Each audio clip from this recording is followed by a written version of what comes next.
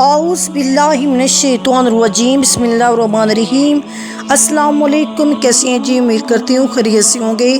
آج کی ویڈیو شروع کرنے سے پہلے جنہوں نے ابھی تک میرے چینل کو سبسکرائب نہیں کیا، سبسکرائب کریں، لائک کریں اور کامنٹ میں بتائیں آپ کو یہ ویڈیو کیسی لگی ہے۔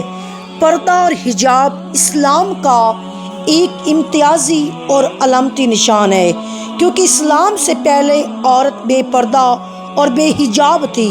اسلام نے عورت کو پردہ اور حجاب کے زیور سے آراستہ کر کے عظمت و کردار کی بلندی تک پہنچا دیا، لیکن اکثر ہمارے ذہنوں میں یہ سوال پیدا ہوتا ہے کہ آخر کیوں عورت کو پردے کا حکم دیا گیا؟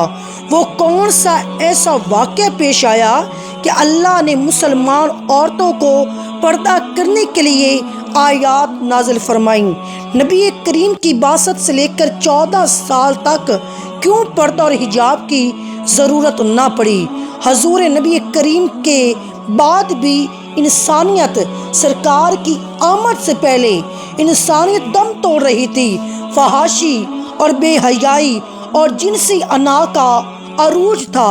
پردے کا ماحول بالکل ختم ہوتا جا رہا تھا، سوائے عرب کے کچھ شریف خاندانوں کے جو اس آوارگی سے دور تھے اور اس کو معیوب سمجھتے تھے، لیکن اکثریت فحاشی اور بے حیائی کے اس سیلاب میں بہتی جا رہی تھی، اور یہ بے حیائی اس حد تک بڑھ رہی تھی کہ عورتیں بے شرمی کے ساتھ بلا جھجک اجنبی مردوں کے سامنے بازاروں اور گلی کوچوں میں بے پردہ بن ٹھن کر پھرا کرتی تھیں۔ کوئی روکنے ٹوکنے والا نہیں تھا۔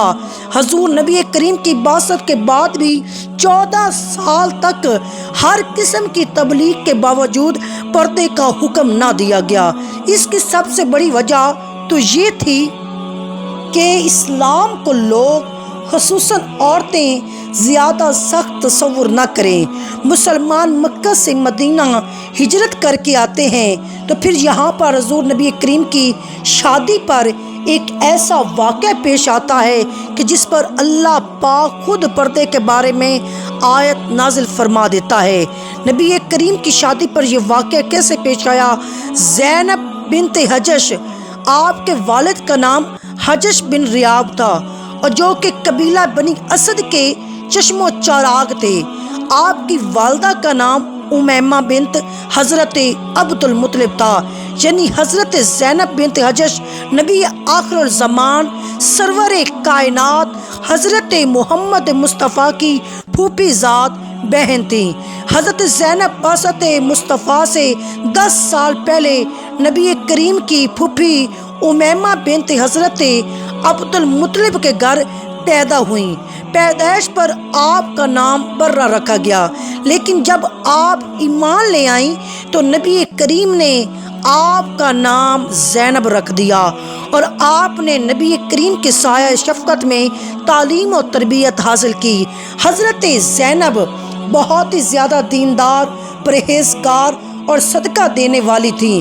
جب آپ جوان ہوئیں تو نبی کریم نے آپ کا نکاح اپنے منہ بولے بیٹے حضرت زید سے طے فرما دیا، لیکن یہ شادی زیادہ دیر تک چل نہ سکی، اور صرف 1 سال بعد حضور کے منہ بولے بیٹے حضرت زید حضور نبی کریم کے پاس حاضر ہوئے اور عرض کی، یا رسول اللہ، یہ نکاح مزید نہیں چل سکتا، ہم دونوں کی طبیعت بالکل جدا ہے۔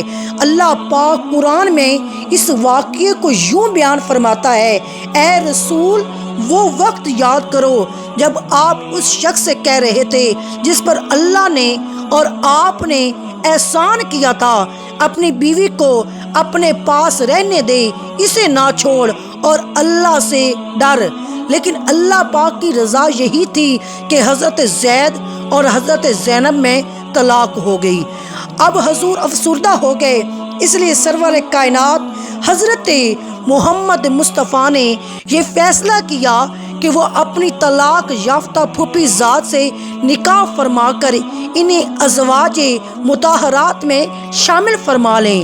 حضور نبی کریم نے حضرت زینب کو نکاح کا پیغام بھیجا، جسے انہوں نے قبول کیا اور 4 ہجری میں نکاح ہو گیا اور نکاح کے اگلے دن دعوت ولیمہ ہوئی۔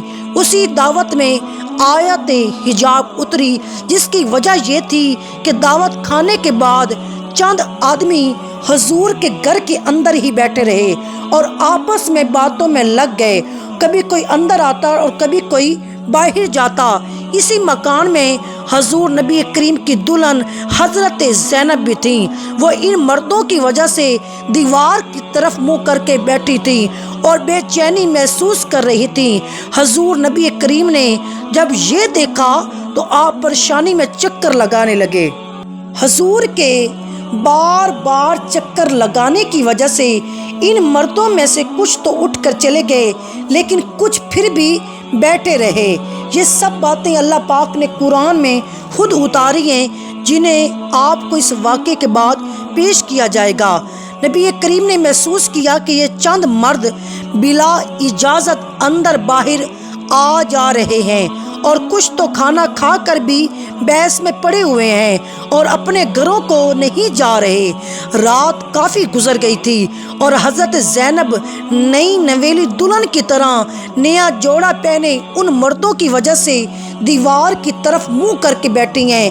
آپ نبی کریم کچھ دیر کے لیے خاموشی سے بیٹھ گئے اور پھر فرمایا کہ مجھ پر وحی نازل ہوئی ہے کہ جس کے الفاظ یوں ہیں، اے ایمان والو، نبی کے گھروں پر مت جایا کرو مگر جس وقت تم کو کھانے کے لیے اجازت دی جائے، اسی طور پر کہ تم اس کی تیاری کے منتظر نہ رہو، لیکن جب تم کو بلایا جائے تب جایا کرو، پھر جب کھانا کھا چکو تو اٹھ کر چلے جایا کرو اور باتوں میں جی لگا کر مت بیٹھے رہا کرو۔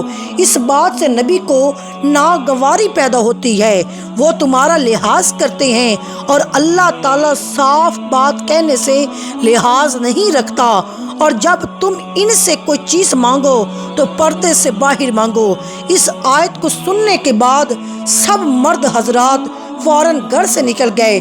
پھر حضور نبی کریم نے دروازے پر ایک پردہ لٹکا دیا اور اگلی صبح تمام امہات المومنین کے دروازوں پر پردے لٹکا دیے گئے اور لوگوں کو گھر کے اندر جانے کی ممانعت ہو گئی۔ اور یہ واقعہ اس وقت پیش آیا جب آیت پردہ نازل ہوئی۔ مسلمانوں کی عورتوں پر اللہ رب العزت نے پردے کی حد لازم کر دی۔